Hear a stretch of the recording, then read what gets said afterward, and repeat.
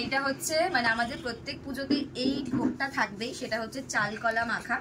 So চাল কলার মাখার দায়িত্বে আমি প্রত্যেকবার থাকি। আমাদের এতগুলো পুজো হয়, আর বললাম না কি কি পুজো, তোমরা সবাই জানো আমাদের বাড়িতে কি কি পুজো হয়। গণেশ পুজো, জন্মাষ্টমী, লোকনাথ বাবার পুজো, সব কিছু বলেই দিলাম, লক্ষ্মী পুজো। তো এই ভোগটা থাকবেই। সো এটার মাখার দায়িত্বে আমি থাকি। এখন আমি মাখবো।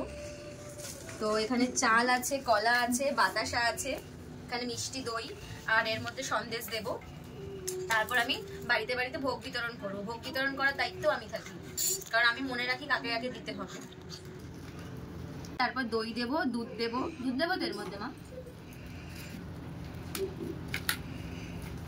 একটু বড় যায়। লক্ষ্মী পুজোতে যখন সিন্নি হয় আমাদের, তখন সিন্নিটাও আমি মাখি। মানে আমি বলেই দেই যে সিন্নিটা আমি মাখবো, আর কেউ মাখবে না।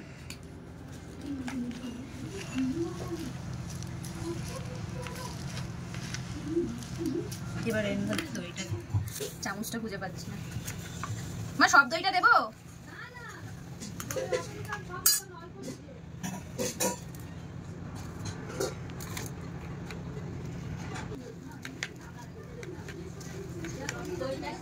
সবাইকে ভোগ বিতরণ করতে হয়, তো সবাইকে অল্প অল্প অল্প করে দেবো।